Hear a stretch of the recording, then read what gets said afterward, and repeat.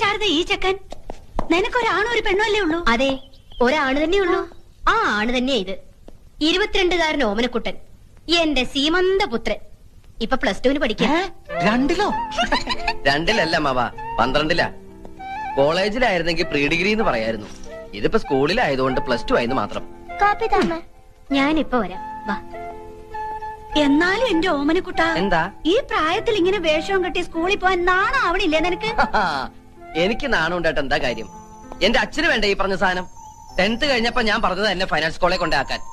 അപ്പൊ അച്ഛന് കലയോട് പുച്ഛം. കലാകാരന്മാര് മുഴുവൻ കൊണ്ടുവരാത്തവരാത്രേ. വേണ്ട, കോളേജിൽ എന്നെ പ്രീ ഡിഗ്രിക്ക് ചേർക്കായിരുന്നല്ലോ. എങ്കിലും നശിച്ച യൂണിഫോമിൽ നിന്ന് ഞാൻ എന്നേ രക്ഷപ്പെടുമായിരുന്നു. നേരെ ചൊവ്വെ പഠിച്ചിരുന്നെങ്കിൽ ഇതിന്റെ വല്ല ആവശ്യം ഉണ്ടായിരുന്നോ? എന്താ അമ്മയുടെ പേര്? എന്റെ പേര് ജാനു. ഇതെന്റെ കെട്ടിയൻ രാമേട്ടൻ. കപ്പിൾസാ? ഏയ്, ഞങ്ങൾക്ക് അങ്ങനെയൊന്നും ഇല്ല കേട്ടോ. എന്ന അമ്മായി കേട്ടോളൂ. ഞാൻ 2ാം ക്ലാസ്സിൽ പഠിക്കുമ്പോ അച്ഛൻ അങ്ങാടി പുറത്തുനിന്ന് കൂത്തുപറമ്പിലേക്ക് ട്രാൻസ്ഫർ ആയി. അവിടെ സെൻട്രൽ സ്കൂൾ ഇല്ല എന്നും പറഞ്ഞ് ആ വർഷം എന്നെ സ്കൂളിൽ ചേർത്തില്ല. അടുത്ത വർഷം എന്നെ കൊണ്ട് തലശ്ശേരി ചേർത്തു. എത്രയില്ല? 2-ല്. എന്റെ ഒരു വർഷം പോയേ. ഇങ്ങനെ 7ാം ക്ലാസ് എത്തുന്നത് വരെ അച്ഛന് 3 ട്രാൻസ്ഫറുകളാ. എന്റെ വിലപ്പെട്ട 3 വർഷം പോയി. അപ്പൊ 8-ലോ 9-ലോ? അത് പിന്നെ അച്ഛൻ എന്നോട് പറഞ്ഞിരിക്കുന്നത് ഹൈസ്കൂളിൽ നല്ല തറവായിട്ട് പഠിക്കണമെന്നാ. ചില ക്ലാസ്സിൽ തറവായിട്ട് പഠിക്കുമ്പോ 1-2 വർഷമൊക്കെ എടുക്കും. അതെന്റെ തെറ്റാ?